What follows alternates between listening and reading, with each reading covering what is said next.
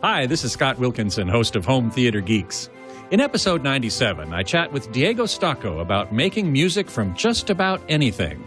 So stay tuned. Netcasts you love. From people you trust. This is TWiT. Bandwidth for Home Theater Geeks is provided by Cachefly at CACHEFLY.com.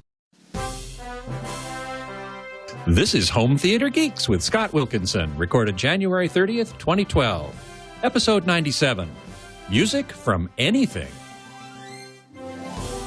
This episode of Home Theater Geeks is brought to you by Netflix. Watch thousands of TV episodes and movies on your PC, Mac, iPad, iPhone, or TV instantly. All streamed directly to you, saving you time, money, and hassle.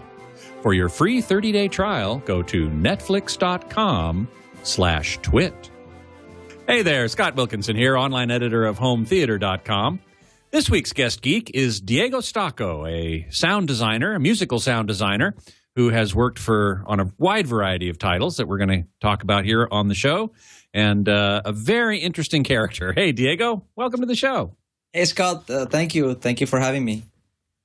Now, those who are watching live at live.twit.tv or logged into the chat room at irc.twit.tv can post questions for Diego, and I'll pass along as many as I can. So, Diego, the reason that I wanted to have you on the show, the reason that I find your work so fascinating is that you find music just about everywhere in a wide variety of objects that you wouldn't really consider to be musical instruments, also interesting recording techniques. Give us some examples of what you've done in this regard, particularly, for example, music from a tree or music from a dry cleaner. Mm-hmm. Well, the idea, as you just introduced it, is that if you can hear a sound and you can somehow manipulate it or use it to create patterns, then you can make music out of it. The next step is to create tonal sounds. And that is the case with the music from a tree, where I was able to basically tune the twigs of the tree with a pencil sharpener. So I was able to shorten the length. It's like a string of a violin, the same principle. Obviously, it's not as easy to control as in a violin. Yes, right. That's the idea. But you okay? So you took a pencil sharpener Mm-hmm. and you changed the length and the acoustic properties, really, of the twigs on a tree. And Yes. then what? You hit him with a drumstick and recorded that? For the tree, I used guitar pick, actually, on parts of the cortex, because they could make a tonal sound. And then on the twigs, I used a double bass bow. And the reason is because the larger the grip of the bow, the better chances you have to actually get some sounds out of a twig. Out of a twig on a tree. Yeah, exactly. And you did something similar at a dry cleaner, for heaven's sakes. Yes, the dry cleaner was a different type of experience, because in that case, I wanted to play the machines and the location itself. So I basically played the press machines by creating rhythms, and then I took the sound that was coming out of the conduits and the engines and put them together, in a melodic way, we can say. And so basically everything you hear comes from that place. And I didn't actually change the key of that place. The place is in B major, B flat, actually. B flat. Dry cleaner in B major. Yeah, and I kept it that way because otherwise, if you start changing the tuning of the elements, they will start fighting with the buzzing tone that it's constant there. So you hear this buzzing tone, and you have the other elements that need to match. I mean, there's quite a bit of thought into it.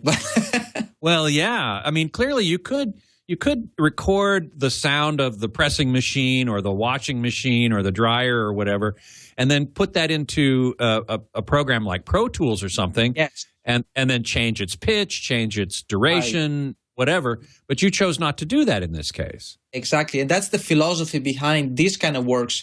I have no problem working with samplers. I mean, my experience with sampling is, in the products that I work on. But this is specifically to get the best out of what you get. So I don't want to cheat. That's the whole idea. I mean, I have the tree, and that's all I can use. And that's the sound I can use. That's the notes I can get. And if it doesn't really sound like a violin, that's the idea.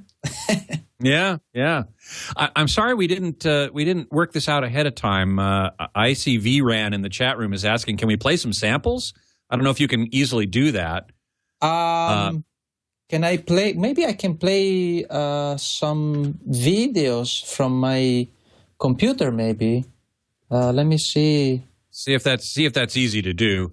Yeah, I'm looking at now. While you're doing that, I will say that another thing that you did that I wanted to talk about, what you have done in your career, is creating new musical instruments, like the Experi bass and the basso forte. Yes. And do you hear something?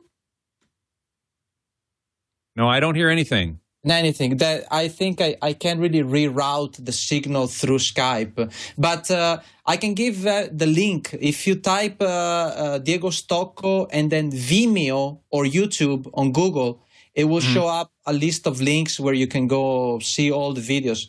And actually, there's a new one that I posted yesterday. Oh yeah, what's that? Yeah. Well, I was cutting a slice of cake, and my countertop has tiles, and one probably is a little lower than the other. So the plate was vibrating, and I was pushing the plate down with one finger and tapping it with the other, and I was able to create some tonal stuff and grooves. So I made an improvisation. There it is. You have it on the screen right now. Improv on a plate. Improv on a plate. Look, there it is. That's incredible. Oh, here we go. Thank you so much, John.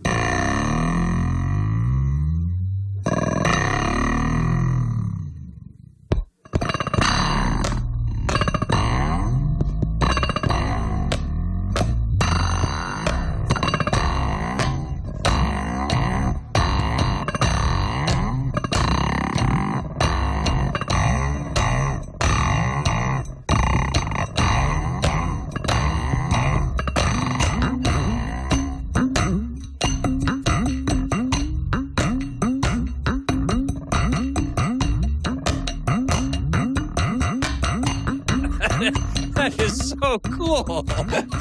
It's a plate, but I thought something cool. Well, I have to say, this is why I really wanted you on the show, because you and I share this common viewpoint or perspective on the world, which is that A, anything can be a musical instrument, anything. Yes. And B, you can listen to the world around you, everything that's going on in the world around you, and listen to it as if it were music. Mm-hmm. And I find that to be just such a wonderful experience myself that I wanted to share with my audience here on the show. Right. Well, for example, I don't think there's anybody discussing if a maracas is a real instrument. Okay, it's a percussion instrument, but no one says no, it's not an instrument. So maybe a plate can be treated the same way. I mean, if you can play some sounds out of it, if you can interact with it musically, to me, it's an instrument. Right. Exactly right. That's how I feel about it, too. Or you walk down the street. You're on a walk and you hear birds tweeting and a plane flying over and TV coming from the house that you're passing. Yeah. I take all of that in as a musical experience. Mm-hmm. Well, it is. The only difference is that traditional instruments have a optimized interface. A violin has been tweaked in order to make the performance the best, the shape, the position, and everything. These sounds and these custom-built instruments that I build, sometimes they don't have the optimal interface, but they make very interesting sounds. And I like these awkwardness of the interface somehow, because it inspires me to try something different. It's not as easy to get something nice out of it. Right, exactly. And so you then have, in fact, designed some of your own instruments, like the Xperi bass and the basso forte. Tell us about those. Well, the Xperi bass was an experiment that came to my mind because I wanted to try. I am a big fan of physical modeling synthesis, which is a synthesis where you can basically reproduce the behavior of acoustic instruments with synthesizers. And right. The Yamaha pioneered that with their VL series. And Korg with the Z1 as well. Mm-hmm. And so the idea with the wave drum, so the idea basically is, you can extend the physical size of an object with this kind of synthesis. So I thought, what if I actually try something like that in the real world by taking violin, viola, and cello strings and amplifying them through the body of a double bass. So I attached the 3 additional necks to the body of the double bass. And then, because I'm not really a double bass player, I had to come up with an idea and a technique on how to play it. So I did it. I did that. I made a video. It went online. And then through 2 or 3 friends, Hans Zimmer, the film composer, saw the video. And he was working on Sherlock Holmes, the first movie back in 2009. And so he called me right away. He said, "You got to come down because I want what you do basically here on this film." So I went down and we talked a little bit. I showed him the instrument. And then I basically used my technique and created something for the film, basically. And it was a very cool experience. And also that instrument, later on, I used it as, again, as a soloist on the score of Assassin's Creed Brotherhood and Assassin's Creed Revelations, which are kind of big video games, So Right. I want to get back to Hans Zimmer and Sherlock Holmes in a minute, but John, our engineer, has said he's sent me a note. He has found some videos on music from a dry cleaner. Yes. Maybe I'd like to just hear a little bit of that, John, if we can play that. And then I asked him to look for the Xperi bass as well, but.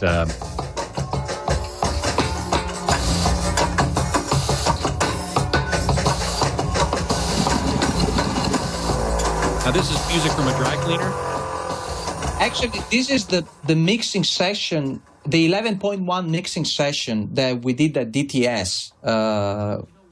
You have also the full video. But anyway, the thing is that recently I presented the 11.1 mix at CES, and it was such a cool experience because you have all these elements around you. You hear a press machine here, something there, and then you have stuff on the high speakers. It's really a cool experience. Yeah, Virgil in the chat room asks, have you ever used sound from an auto body shop or a mechanic shop? That'd be another great place for sounds. Well, I grew up basically in that kind of environment because my grandfather and uncle were truck drivers. So I'm very familiar with that kind of sound. In fact, when I was 13, my first sampling, one of my first sampling experiments was with wrenches and screwdrivers and stuff like that. I went to a local studio. Actually, my grandfather drove me there because I didn't even have I couldn't drive yet. And I had a little bag full of tools, and it was very fun. I recorded these sounds. It was really cool. Wow, that's great. Strengths in the chat room asks, have you ever used clothes as instruments, like walking in corduroy pants? Well, not really, but in music from a dry cleaner, I used, there's an inflatable thing that they use to iron shirts, and I used that to make a very cool sound that somehow reminded me of a Latin American instrument, but I can't really remember which one. But yeah, but definitely all sorts of noises that I happen to stumble upon, I'm going to use them. I'm going to play whatever I can put my hands on. Sure. Well, again, it's a wonderful way to look at the world, and as a musician, a way that I look at the world also.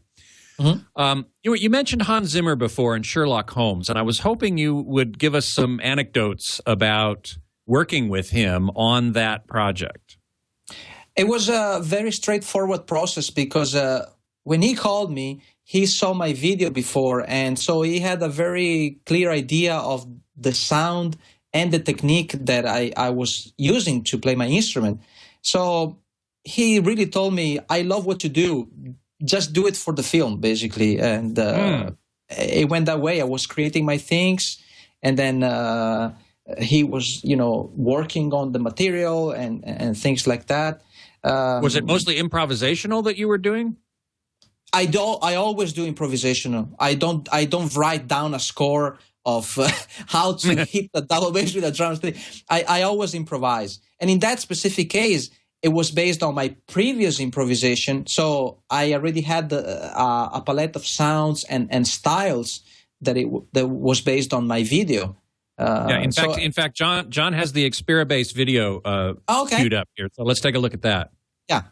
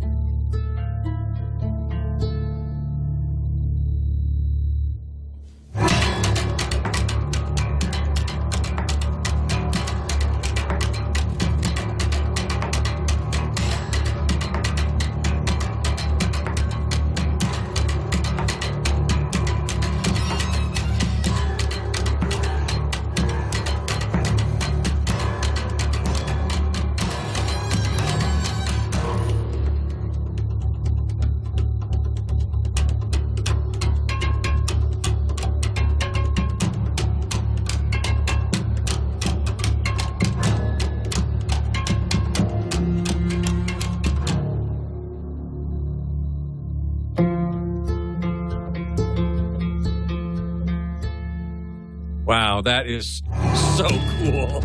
Thanks, God.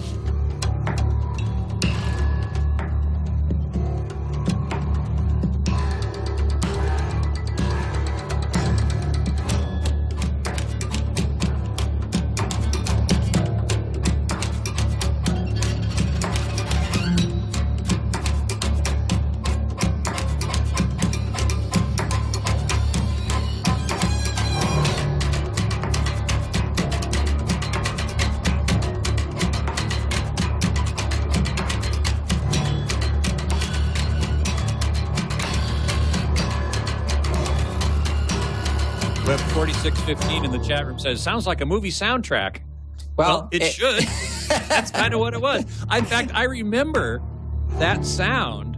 Yeah, the movie starts basically that way. The movie starts, it's me. From the very first scene when the carriage comes down from the cobble road, you hear it's me in the Experibase, basically. Yeah. That's just so cool. Thanks. And a lot of people in the chat room think so too. Thank you, everybody. So you worked on Sherlock Holmes, obviously, with Hans.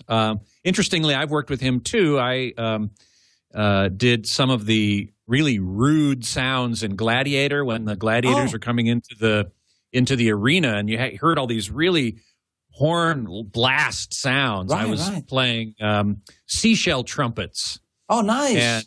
And Swiss Alp horn and Jewish shofars, and he put all those together kind of into a big, massive sound as well. So I know very well his interest in unusual sounds. Yeah. So you also worked on The Tudors for, is it HBO? Yes, I worked with Trevor Morris, the composer, and he needed basically, that was before Sherlock Holmes, years before. And at that time, I was still creating custom sample libraries for composers. Now I don't do it anymore because I think it's much more expressive to perform with the custom-built instruments. But at the time, I created this sample library for him where I sampled double bass, a bass guitar, and other things, but I bowed them, and then I detuned the things in a different way. So, and also a bagpipe. Actually, one of the best sampled bagpipes I ever put my hands on. I was very proud of how expressive and real it sounded. And so basically, he played the parts with my samples, basically. Yeah, but Web 333 in the chat room asks, how long does it take from the experimentation stage to a finished piece? It could be fast, like 2 or 3 weeks, or it could be a longer process where I'm thinking about the instrument. I do some sketches. For example, I have pieces of things, instruments. I even have a huge branch that I already pre-scratched and everything, that it's ready to be built into something, but I didn't find the time yet, because maybe I'm skipping to something else that it's even faster or more interesting, or so it really depends. But when it's just a straightforward process, 3 weeks approximately, it might be a week and a half for the instrument, and then a week and a half to come up with something musical and film it, record it, edit it, mix it, master it, and everything. Sure. Web 4615 asks, what type of field recorder do you use?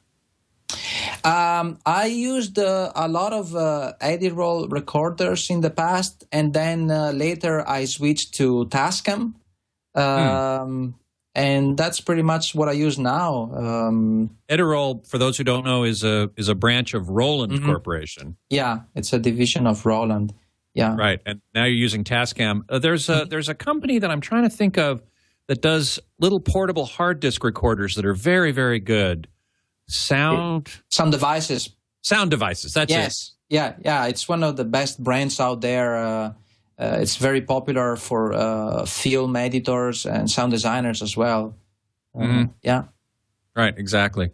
Now, you were mentioning earlier that you have created sound libraries, sample libraries, I guess you would say, for other composers to use. Yeah. In particular, for a company called Spectrasonics for their Omnisphere. I believe that's a software synth, right? Yes. Omnisphere actually is the third major product that I've been working on with Spectrasonics. I started working with them back in 2001 when I was still living in Italy.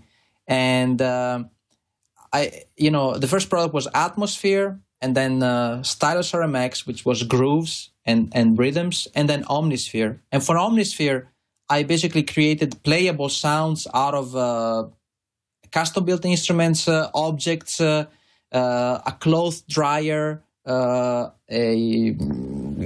pieces of furniture, I broken so many instruments for that. Light bulbs. I made sounds out of light bulbs. I recorded the tungsten filament inside. The light bulbs. Yeah. And then I customized a typewriter. I made it as an instrument with strings and stuff like that. And it was an epic project, like super big. It took us probably 4 or 5 years of development just for the sounds I'm talking. And then obviously the software side. And now it's basically an instrument that it's very popular among composers and whoever basically makes music, because it's like a very, very powerful instrument that has a huge library with unusual and inspiring sounds. That's pretty much the idea behind. Sure. Zephyr in the chat room says, I can definitely play a wine glass. Yeah. I can too, and that's a great sound, actually. Exactly. Yeah. So if you apply that principle to anything else, you understand how it works. Right, exactly. And as you drink the wine, the pitch goes up or down. I think it goes down. I think it goes down because you have more resonating area. There you go. Right. Tell us about some of the projects on which your sounds, say, for Omnisphere have been used. I know they've been used on a lot of projects. Yeah. Well, if you go on the website, spectrasonics.net, you will see there's a news page, and a lot of famous composers use Omnisphere. The last one that I can it's on the top of my mind. Cliff Martinez. Oh yeah, I know Cliff. Right, he used the omnisphere for the score of Contagion, and right. Actually one of the sounds. Yeah, that's the in that picture. Actually, you can see us a few days ago when we won the TAC Award. That's right. You guys at the Namm show, National Association of Music Merchants. Exactly. A big trade show that comes right on the heels of CES. Yeah. So, it's a show that I used to cover. I don't anymore. I did go down for a day just to hook up with old friends and say hi to people. But one of the things that happens there is the Tech Awards. And tell us what you won for. I've forgotten. We won for the best software, best musical instrument software. It was very, very, very nice. Actually, a big surprise. And then Eric Persing, the founder and the creative director, went on stage, got the award, thanked everybody. It was a big moment for us. So it was really cool. Yeah. Oh, that's great. I know Eric. In fact, he's the one on the left there, I think. Yes, he's on the left, and then you have Scott Frankfurt, Ignacio Longo, Tolga, and the crazy guy down there. It's me laughing like crazy. Actually, we weren't really planning to take an official picture. We were just, joking and goofing around. Yeah. Yeah, exactly. And so, but I think those look much better than those classic pictures where everybody's trying to look nice. Well, I met Eric Persing years ago, and he and I were both product specialists at Roland Corporation. Yes. Because Eric has been the chief sound designer for Roland for years. For many, many years. And he was a sound designer there when I was there in the mid-'80s. Yeah. And he went on to found Spectrasonics and has done very well for himself. Yeah. He originally programmed the D50. Many people use these sounds on so many records, and they didn't. Yeah, the D50 is huge. Yeah, that's basically Eric. Now, Eric Duckman in the chat room is saying Bob Heil also hangs out at Namm, which is true, and I saw him there. Okay. He had a booth with his microphones. I don't know you knew this or not, but Bob Heil, I'm sure you know the name, Heil Microphones. He makes all the mics that are used at the TWiT Brick House, the studio up in Petaluma where this show is being produced. And he was there at Namm, and I got to hang out with him a little bit there, which was great. Okay. So let's see. Before we go on, I have plenty more to talk about with you. But before we do, I do want to take a moment to thank our sponsor for this episode, which is Netflix. Now, Netflix, of course, is a service that lets you stream thousands of TV shows and movies directly to your TV from just about any device you have, be it the TV itself or a Blu-ray player, a streamer box, a computer, a game console, Blu-ray player. They can virtually all stream Netflix these days, and many of the movies and TV shows that you stream that way, you might very well hear some of Diego's sounds. In fact, it's true. In fact, it's true. I happen to hear my stuff on stuff. I'm actually watching something on Netflix in these days, and I hear, that's my sound. That is so cool. And as you know, Diego, you can stream these things instantly. You don't have to wait for DVDs in the mail, although you can do that too if you want. But streaming is so much more convenient. There's no hassle. It's instantaneous. And you can even start on one device and finish on another. So there's ultimate flexibility and ultimate convenience here. And Netflix is offering for TWiT listeners and viewers a 30-day free trial to try out their service, which is certainly well worth doing. Just go to netflix.com/TWiT and be sure to use that URL when you're signing up for your free 30-day trial, netflix.com/TWiT. And we thank Netflix for their support of Home Theater Geeks and the entire TWiT network. So, Diego, you mentioned DTS before, and I know that you and I met, in fact, last year at CES when you were at the DTS booth with Patrick Leonard, I think it was. Yes. Last year I was there with Patrick. We basically created the first musical project mixed with the Neo X 11.1 mix format, surround format created by DTS. Yeah. And that was really, really a great experience, especially because if I can just mention a little bit of what we did with Patrick. Please. It was a improvised performance, first of all. So Patrick on the piano, me on my custom-built instruments. But at the same time, I was also sound designing in real time everything that was coming either from the piano or my instrument. So the sounds were becoming rhythms, ambiances, effects in real time. And I was controlling all the different parameters with a set of faders. So when you listen to the music, it starts maybe with a piano or it starts with something else, and then it becomes a different experience. And the cool thing is that the sound design can affect Patrick's performance, or Patrick's performance could affect my sound design thing. So it was very interesting. Bidirectional musical communication. Really. Exactly, and we weren't even looking at each other. We were just sitting just a few feet apart. Yeah, there's the video right there that you can see a little bit about it. Let's listen to a couple. Let's listen to a couple minutes. Yeah.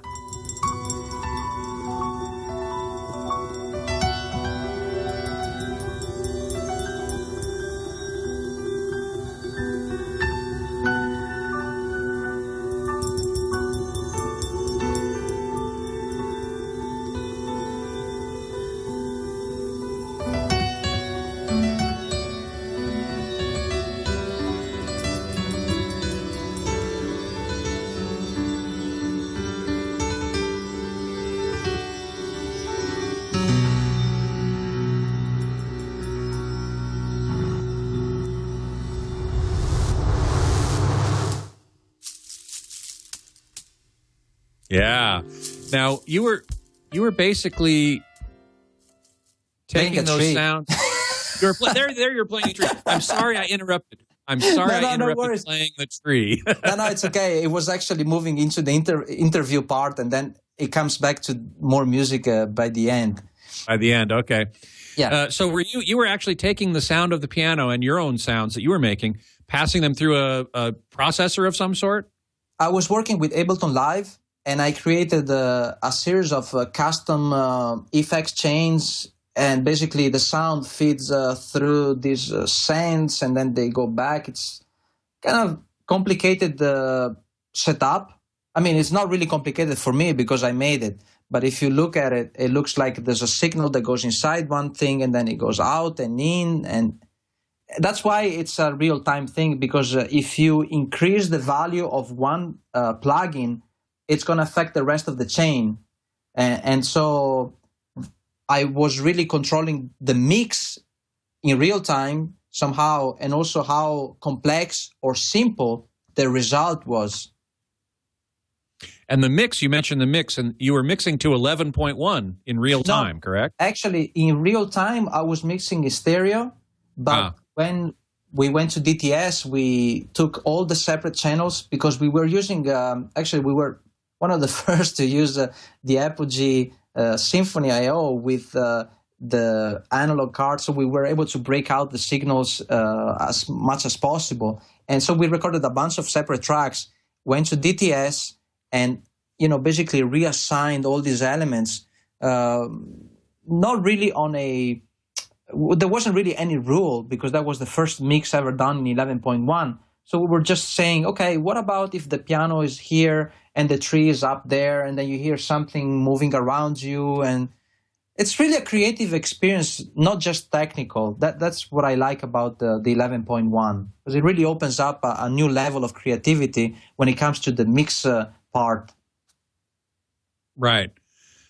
Now, this brings up one of the main points I wanted to discuss with you, which is the difference really between mixing to stereo, to two-channel, and the word stereo really is a little bit of a misnomer there. But say mixing to two-channel versus mixing to multi-channel. And typically in a home theater, you have 5.1 or 7.1. You're talking about 11.1. But before we get into numbers, I wanted to ask you sort of the qualitative difference of mixing to two-channel versus mixing to multi-channel. What does multi-channel allow you to do, or what potential does it offer that two-channel does not? Well, there's a couple of aspects. The first, sorry, my cat decided just to wake up little right kitty. now. But I was saying there's two aspects. The first is the technical aspect, and the second is the artistic one. But on the technical aspect, because you have so many discrete channels, you don't have to compress or fight to fit everything into two channels, because one element is just free to breathe on a separate channel, and you will still perceive it as part of the performance because you're sitting in the middle of it.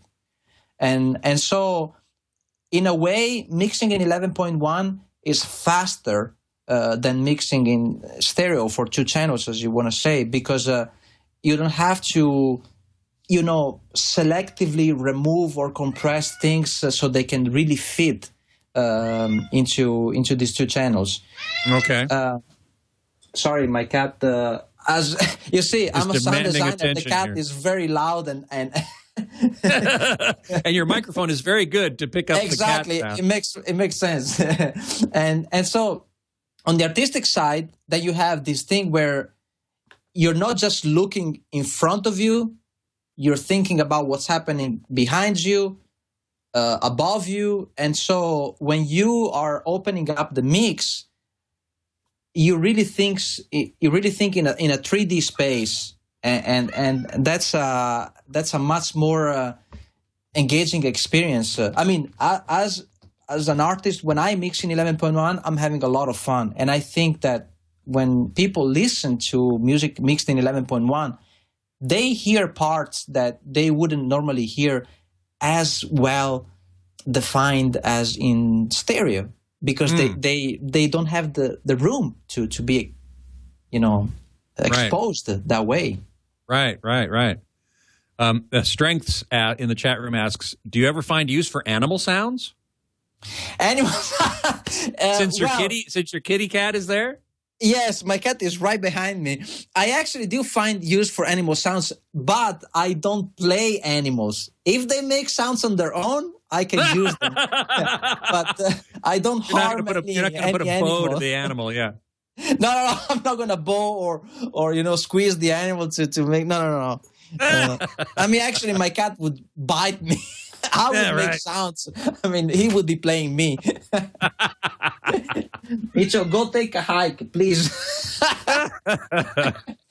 So the question, we're getting back to multi-channel and 11.1 and so on. People have 5.1, 7.1 systems in their homes. 9.1, 11.1. Pretty soon we bang up against economic factors, against factors like, how am I going to fit all these speakers in my room? The spousal acceptance factor. You're not going to put another speaker in this room, are you? Is there a limit? How much is too much? Well, if you ask me, the 11.1 experience, it's not just more channel compared to 5.1, because I see the benefit of, that people complain that we kind of lost that moment where we were sitting in the same room, listening to music together. So, you bought a record and you share that moment with other people. Yes. Okay, I think you're talking about that panel that we were on. Right, exactly. At CES, we had Diego and I were just before you go on, but let me just explain that to people that we were on a panel. I was moderating a panel at a DTS event, and Diego was on the panel. And somebody on the panel, it might have been Alan Parsons or Jimmy Jam or Terry Lewis or somebody, said, we used to have this experience where you'd buy a record, you'd bring it home, and everybody would sit around and listen to it. Now everybody listens on earbuds or earphones, and it's a much more isolated experience. So that's what you're talking about here. Uh-oh. He had to go deal with his cat. move the cat out of the room. Okay. Yeah. While I was explaining, that was actually a good use of time. Yes. Thank you very much. Okay. So I just explained what was happening on that panel, and you were referring to that. It used to be a communal experience. Exactly. And now it's people listening on headphones. Exactly. And so I see, because I am an early adopter of this format, I see the same level of amusement, the same level of, wow, this is great, happening with an 11.1 mix, because first of all, you have these sounds, the two speakers from above, they really introduce a different level of realism. When you turn them off, this is what I noticed personally, we were turning off the speakers on the top, and I was just looking down. My world, my sonic world was becoming flat at that moment. So I think this is just a dream, but I think that it would be really nice if one day you could have your 11.1 rig and you could invite people over to listen to your latest work or buy a record or something and listen to with that format.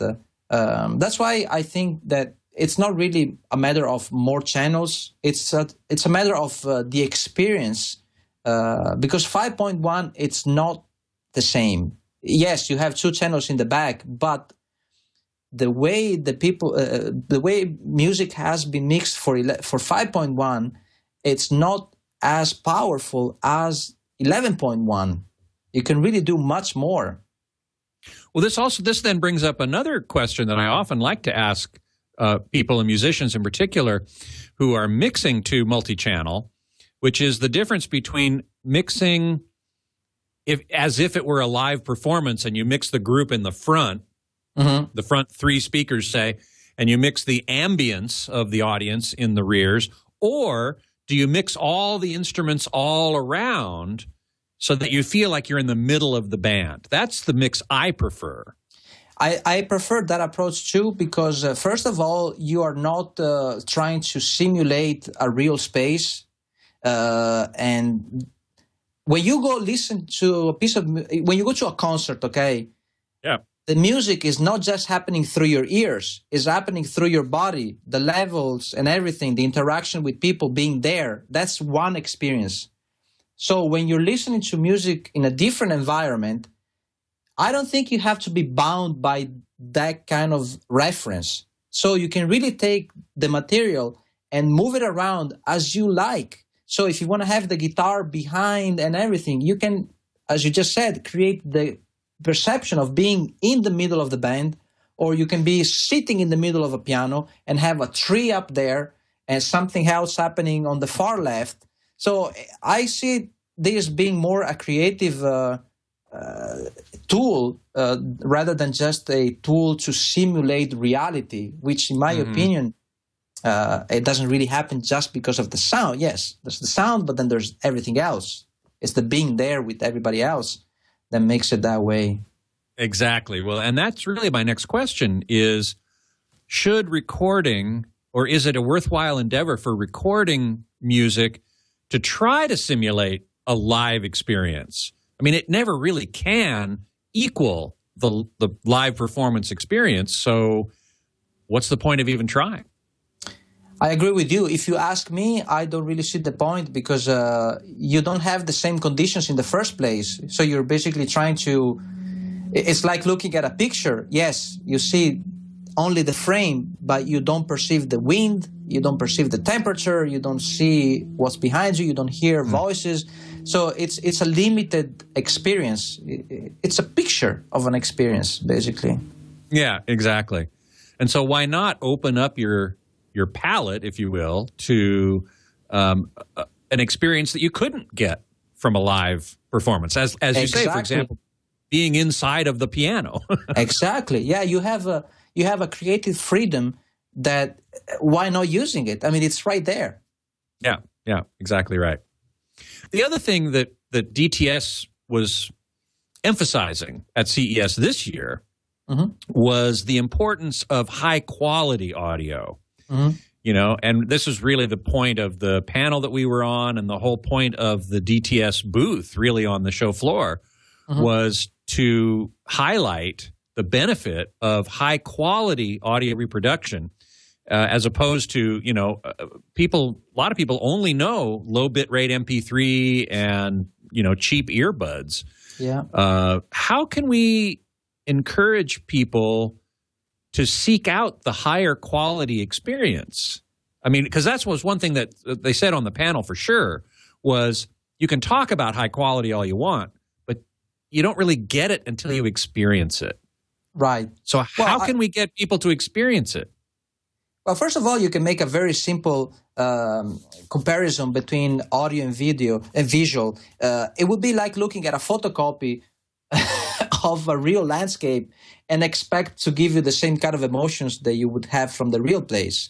That's basically what low quality audio formats give you. They give you a very bad representation of an experience. So I think it's important definitely to talk, but most importantly is to make people experience that quality. And when they hear it, they can tell the difference because, they will just be entertained and engaged in a different way. So what I try to do, especially when I talk to students and other people that, are seeking advices in how to start, I said, listen, start with the best sound quality you can get, and then work from there, because you can't really go the other way around. You can't really start from a very crappy quality format or a recording and expect to obtain an amazing result. So I'm, even though I grew up as a digital, in the digital era, I started when when Pro Tools just came out, basically. So I didn't have a chance to work with analog tape, but still, it's absolutely important that you use analog gear to record, because you can apply all the plugins that you want later during the process. But if you don't have a real sound, like a very vibrant and inspiring sound from the beginning, it will be very, very hard. Yeah, exactly right. Eric Duckman in the chat room says, first, stop listening to low bitrate MP3. Yes. And yes. Let's see, Dark says, put a sound booth to sample sound in Walmart. Well, that might be something interesting. Well, you'd have to be pretty isolating. Yeah, it's not a bad idea. I mean, basically what DTS did at CES this year was to create a very controlled environment where people could experience sound as it should be experienced. And I think the result was very good. I mean, based on the feedback that I received from people, they sit there and they have really no idea. They see nice speakers and everything, but when the sound starts, then they go, oh, now I see what you're talking about. Yeah, exactly. SoCal Ray Jr. in the chat room asks, do you prefer to mix on headphones or near-field monitors? Oh, I would never mix on headphones. It will give me it wouldn't give me the real perception of what I'm listening to. I mix with near fields. Yeah. Well, particularly in multi-channel. Well, you'd have to. I mean, right. There are such things as 5.1 headphones that have actual separate drivers, but those are mostly for gaming, I think. Yeah, but sound is a very complex element, and as I keep saying, you don't perceive sound only through your ears. It hits your body. It's like when you play a piano and you play a sampled version of a piano. Personally, I cannot even get inspired the same way, because I need the vibrations from the piano. I feel the sound on my body, and it inspires me. When you hit the basses, you really feel the sound waves hitting you. And that's why we live in sounds. I mean, we live surrounded by sounds. That's why when you are in a very noisy environment, you feel stressed, because it's affecting you in a negative way. Right, exactly right. But if you're not in a super noisy environment, to sort of come back to where we started, you can hear music everywhere all the time. Oh yeah. Well, now, in a big noisy, bar or something. I mean, even that could be considered some sort of music, but it's also there's a lot of noise there, and then we get into what defines music. How organized do the sounds have to be? Right, or how much silence you need to have in it, for example. Because another thing is the dynamics of music are basically disappearing, because now, and this is a great point that Terry Lewis and Jimmy Jam were making. You see a piece of music you see the waveform of a piece of music. It starts at 100 and it finishes at 100, and so you cannot even tell where you are in the song. And so silence is an important part of music. So there needs to be a good balance of sound and silence, and pauses and dynamics, intensities. That's what really, and this is another thing that with MP3s you kind of lose, because the MP3 format works, quite okay when the dynamics are consistent. But when you start having a lot of excursion in dynamics, you start to hear noises coming in and out, and that's not how you should listen to music. Exactly right. Jimmy Jam and Terry Lewis and the rest of the panelists were also talking about how these days music is mixed to a very narrow dynamic range. There isn't a lot of difference between the high points and the low points in terms of volume. And that's done because radio is very compressed, and I guess people are listening on MP3s, and it needs to be that way for that. But it really robs us of something pretty significant, I think. I think so. I mean, the whole experience of listening music through a portable player, MP3 player, it's not really based on quiet moments. Because if you're riding the subway, and there's the noise of the subway as a background, the music has to be loud and consistently loud enough to overcome that noise. Yes. So that's the idea behind. But if you go listen to a symphonic orchestra, they start quiet, and then when they do the fortissimo, they can tear your head off. I mean, the sound. But that's how music should be. It should really carry you somewhere, and you should really feel, whoa, this is impressive. Because definitely there's the musical part, the emotional part that the music conveys, but there's also the sound, the brute sound pressure. That's something that you need to experience. This may be, I just had a thought. This may be, there was a study done not long ago, and I haven't found it yet, but I'm looking for it, where they claimed that people who listen to MP3s, and they did some brain scans as people were listening to MP3s, low bitrate MP3s, and then CD quality, uncompressed kind of audio, and they found that the emotional centers of the brain were not as activated when listening to these MP3s. And I wonder if that's at least in part due to the narrower dynamic range of MP3s as compared to uncompressed audio.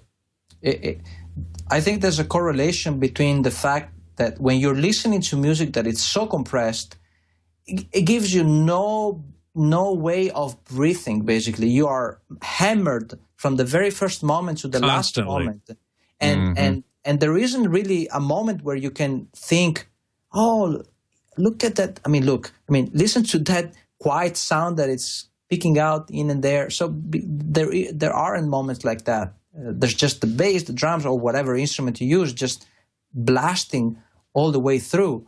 And so I think it would be like looking at a landscape and only seeing a bright yellow sun, a super saturated blue sky, and super saturated white clouds. I mean, if that's the representation of a landscape, the only representation you have in your mind, you will get tired by that, and it's not true even. It's not even true. It's just artificially enhanced, basically. Fred Flintstone in the chat room is asking, which is worse? Fred Flintstone, yeah. Which is worse, overly compressed or limited dynamic range? Now, by overly compressed in this case, in context, I have to think that he means data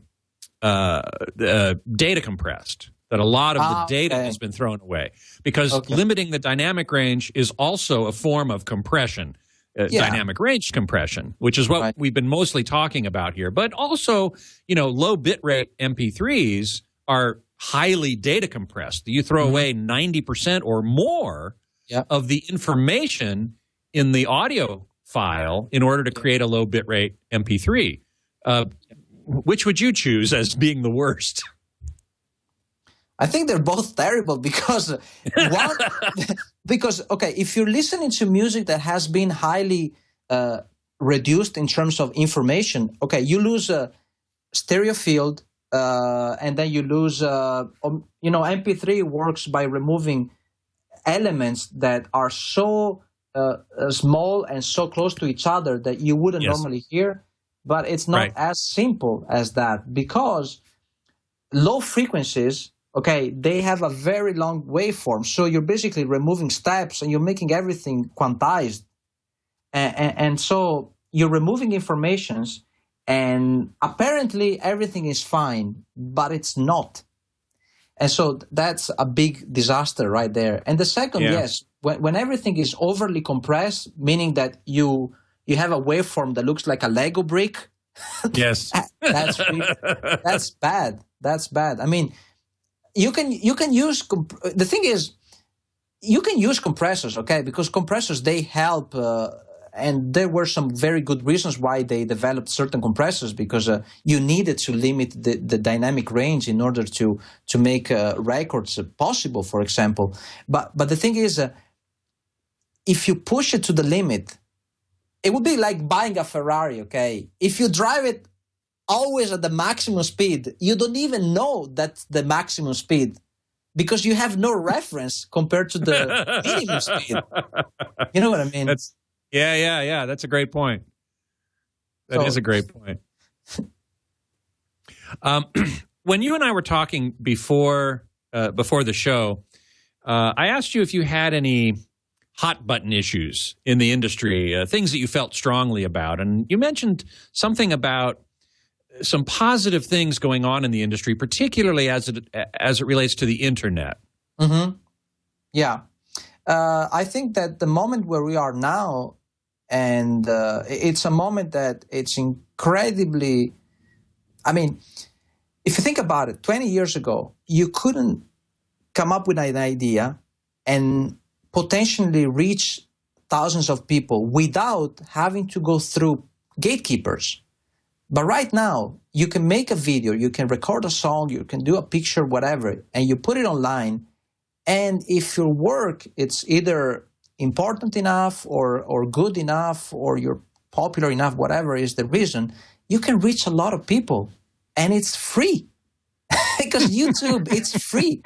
So I think it's an amazing moment for artists because first of all, you don't have the limitation of someone will have to judge my work.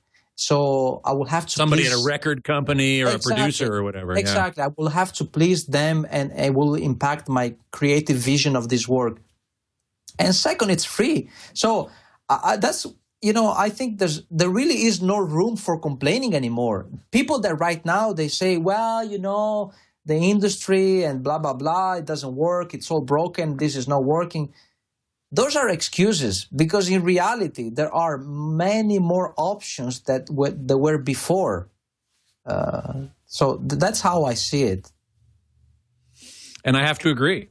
And that's certainly Leo Laporte's, one of his primary philosophies is that the internet and digital technology democratizes creativity, allowing people to express themselves and get their message out much more easily than ever before. It's true. It's true. I mean, the reason why I started doing my videos, it wasn't really because I wanted to post them online. I started because I was trying to explain. I was working with Paul Haslinger, the composer, back in 2005 or 4 for a film, and I built this instrument. It was a guitar with piano strings, electric guitar with piano strings, and then other strings through. And I was playing with a screwdriver, and I was feedbacking it into a huge amp stack. And I was writing Paul, and this is how I made the sounds that you're listening to. And he went, well, I can't really understand that much. I mean, okay. And said, okay, hold on a second. So I made the video and I showed him. And that was the first video that I ever made to show my things.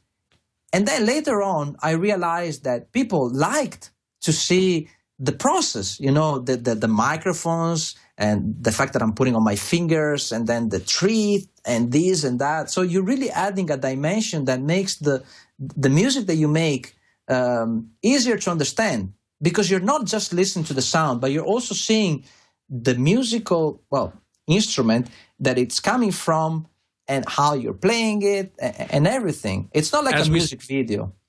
Yeah, as we saw on the Experibase video and some of the other videos we watched earlier in the show, it was actually fascinating to see. You had a bass drum whacker, striking the string bass body as well as hitting the strings and hitting the bass in other ways.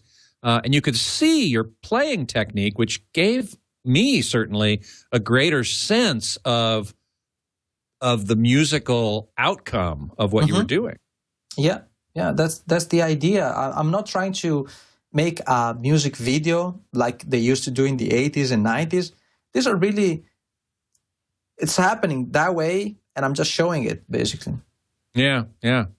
Well, listen, thank you. I want to thank you so much, Diego Stocco, for being my guest on today's show. A fascinating conversation. Thank you, one that I know people will enjoy for a long time. You can find Diego online at Diego Stocco. That's DIEGOSTOCCO.com. He also does a regular podcast himself called Audio Nowcast, which can be found on nowcastnetwork.com. And in fact, I think that's coming up a little bit later today, right? Yeah, actually, I'm going to record this evening. Yeah, the host is Mike Rodriguez. I'm one of the guests at this podcast. And, we usually rant about technologies and recording techniques and all the kind of things that we are obsessed with, basically. Sure. So those of you who are watching this show or listening to this show who are aspiring or even professional musicians and recording engineers, you definitely want to check out that podcast because I'm sure there's a lot of great information there. So thanks again, Diego. Thank you, Scott. It was a pleasure. Thank you. You bet. Thank you. My online home, of course, is hometheater.com. You can email me at scott@twit.tv, or you can follow me on Twitter at htgeekscott. Next week, my guest geek is scheduled to be Sean Olive, the Director of Acoustic Research at Harman International.